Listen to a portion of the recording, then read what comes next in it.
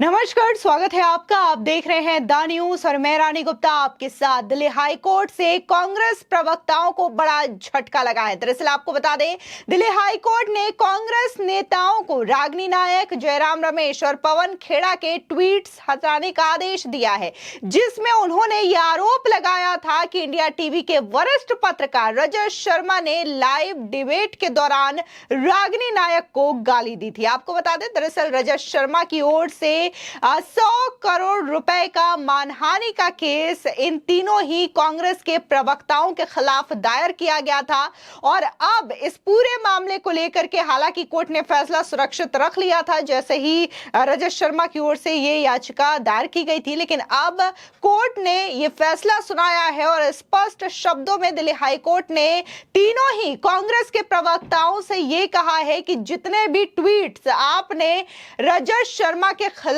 किए, जहां पर यह आरोप लगाया गया कि रजत शर्मा ने रागिनी नायक को लाइव डिबेट में गालियां दी हैं, ये ट्वीट आप डिलीट करें। बाकायदा हाईकोर्ट ने यह भी माना कि कांग्रेस नेताओं ने घटना को कुछ ज्यादा ही सनसनीखेज बना दिया और सच्चाई को सामने नहीं रखा। अदालत ने सुनवाई के दौरान कहा कि इस बात से इनकार नहीं किया जा सकता कि नागरिकों को अभिव्यक्ति की आजादी है, उसका अधिकार है, लेकिन घटना के बारे में सच्चाई को उजागर करना भी उनका कर्तव्य बनता है। इसी के साथ ही उन्होंने कहा कि रजत शर्मा को दोषी ठहराने वाली सोशल मीडिया साइट एक्स पर कुछ और नहीं बल्कि तथ्यों का अति सनसनीखेज जो इमेजिनेशन किया गया है वो पूरी तरीके से गलत और झूठा है। इसी के साथ ही कोर्ट में आगे ये भी कहा गया है कि प्रथम दृष्टया ऐसा लगता है कि एक्स पोस्ट के प्रचार से न केवल रजत शर्मा की प्रतिष्ठा को नुकसान पहुंचा है जैसा कि उसने दावा किया है, बल्कि भविष्य में किसी भी समय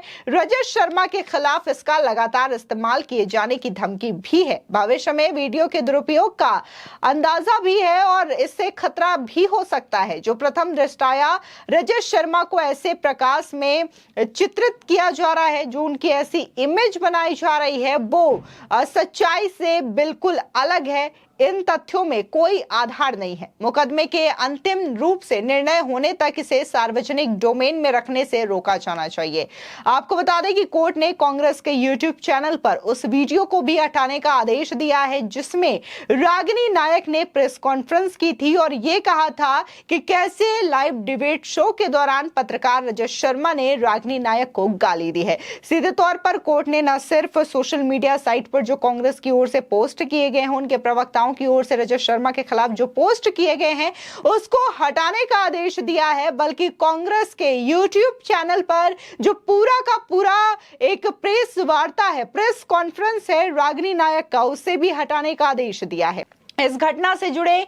कई अन्य यूआरएल को भी 7 दिनों में हटाने का आदेश दिया गया है। वहीं दूसरी ओर कांग्रेस नेताओं ने यह तर्क दिया था कि उनके ट्वीट्स तथ्यों पर आधारित थे और उनका उद्देश्य रजत शर्मा की मानहानि करना नहीं था। हालांकि कोर्ट ने उनके तर्कों को खारिज कर दिया और इस मामले में रजत शर्मा का पक्ष लिया है। यह अंतरिम आदेश रजत शर्मा के लिए एक महत्वपूर्ण जीत है और कांग्रेस नेताओं के लिए एक बड़ा झटका माना जा रहा है। यह मामला अब अगले चरण में जाएगा जहां कोर्ट दोनों पक्षों की दलीलें सुनेगा, फिर इस पूरे मामले में अपने फैसले सुनाएगा। लेकिन यहां पर स्पष्ट तौर से जो पहला आज सुनवाई हुआ है उसमें कोर्ट ने यह क्लियर कहा है कि न सिर्फ ट्वीट पोस्ट डिलीट किए जाए रजत शर्मा के खिलाफ, बल्कि यूट्यूब चैनल से जो प्रेस कॉन्फ्रेंस है उससे भी हटा दिया जाना चाहिए और बाकायदा 7 दिनों का यह समय कांग्रेस पार्टी को दिया गया है। आपको बता दें, दरअसल रागिनी नायक लोकसभा चुनावों के रिजल्ट को लेकर के इंडिया टीवी के लाइव डिबेट में पहुंची थी,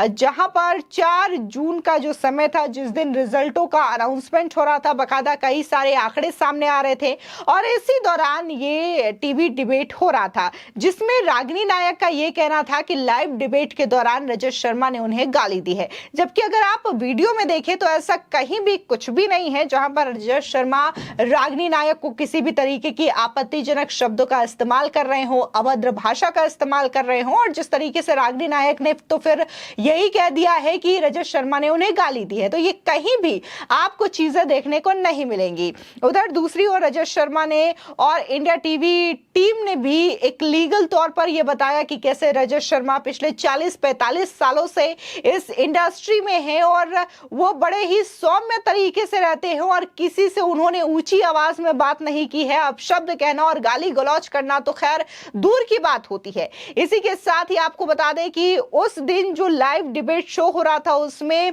पत्रकार रजत शर्मा के साथ इंडिया टीवी की ही पत्रकार मीनाक्षी जोशी भी बैठी थी, जो कि खुद एक महिला पत्रकार है। ऐसे में उनका कहना था कि मैं उनके बगल में बैठी थी, अगर रजत शर्मा इस तरीके के आपत्तिजनक शब्दों का इस्तेमाल करते तो क्या मुझे सुनाई नहीं पड़ता, या फिर मैं इन शब्दों को सुन के कैसे पचा लेती, क्या मैं इन्हें रोकती नहीं, टोकती नहीं। लेकिन रागिनी नायक की ओर से जो आरोप लगाया गया है वो पूरी तरीके से गलत है। पहले तो इंडिया टीवी की ओर से लीगल टीम ने लीगल चेतावनी दी थी कि वो जो आरोप लगा रहे हैं उसके लिए माफी मांगे और ट्वीट वगैरह डिलीट करें, क्योंकि ये पूरी तरीके से गलत आरोप है। सिर्फ और सिर्फ साजिश है, फंसाने के तहत ये चीजें की जा रही है। लेकिन ना तो कांग्रेस पार्टी की प्रवक्ताओं की ओर से माफी मांगी गई और ना ही इस पूरे मामले को लेकर के किसी भी तरीके की बात कही गई कि ये साजिशन है या फिर फर्जी है। लेकिन अब रजत शर्मा जो है सीधे तौर पर कोर्ट पहुंच जाते हैं, हाई कोर्ट में याचिका दायर करते हैं। 100 करोड़ की मानहानि का ये केस तीनों ही प्रवक्ताओं पर ठोका जाता है, रागिनी नायक, पवन खेड़ा और जयराम रमेश। इस बीच बीजेपी प्रवक्ता शिवम त्यागी का रिएक्शन भी इस पूरे मामले को लेकर के सामने आया है। उन्होंने लिखा कि रजत शर्मा की शाब्दिक और डिजिटल लिंचिंग करने वाले कांग्रेस के रागिनी, पवन खेड़ा और जयराम रमेश को फटकार लगाते हुए दिल्ली हाई कोर्ट ने अभी तुरंत अपमानित करने वाले ट्वीट्स हटाने का आदेश दे दिया है। विपक्ष में होते हुए तो वो पत्रकारों को बैन करते हैं, अपमानित करते हैं, जेल में डालते हैं, और कल रजत जी थे, आने वाले कल कोई और होगा, क्योंकि कांग्रेस को सवाल पसंद नहीं आया तो वो सत्ता में हो या विपक्ष में हो, बस उसे सवाल ना पूछो। सीधे तौर पर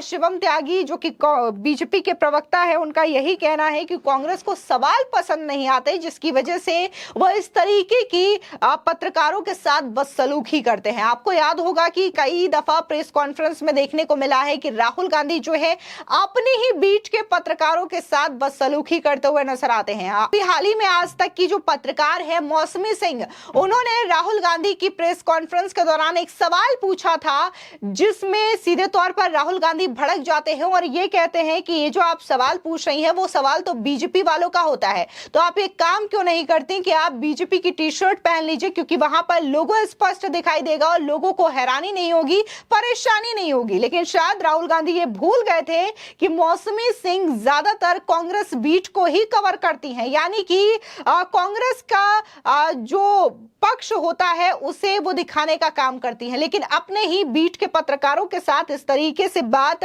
राहुल गांधी करते हैं। इतना ही नहीं, कई दफा जयराम रमेश हो, सुप्रिया श्रीनेत हो या फिर पवन खेड़ा हो, पत्रकारों के ऊपर इन्हें भड़कते देखा जा सकता है। पिछले दिनों एक देखने को मिला था कि जयराम रमेश भी पत्रकारों पर भड़के थे। ऐसे में कई सारी बातें हैं जिसको लेकर के बार बार ये कहा जाता है कि कैसे कभी इंडिया अलायंस के लोग अपना गठन बनाते हैं, फिर पत्रकारों को बैन कर देते हैं, फिर अपना ये बैन वापस ले लेते हैं, फिर से उन्हीं पत्रकारों के डिबेट में जाते हैं। तो ये तमाम चीजें लगातार कांग्रेस हो या फिर इंडिया अलायंस के नेता हो, उनके साथ ये चीजें देखने को मिलती है। लेकिन जिस तरीके से हाईकोर्ट ने ये फैसला सुनाया है, जाहिर तौर पर ये कांग्रेस पार्टी और उनके प्रवक्ताओं के लिए किसी बड़े झटके से कम नहीं है और रजत शर्मा के लिए यह बड़ी राहत के तौर पर देखा जा रहा है। फिलहाल इस पूरे मामले को लेकर के आपकी क्या राय है, हमारे कमेंट सेक्शन में जरूर बताएं। धन्यवाद।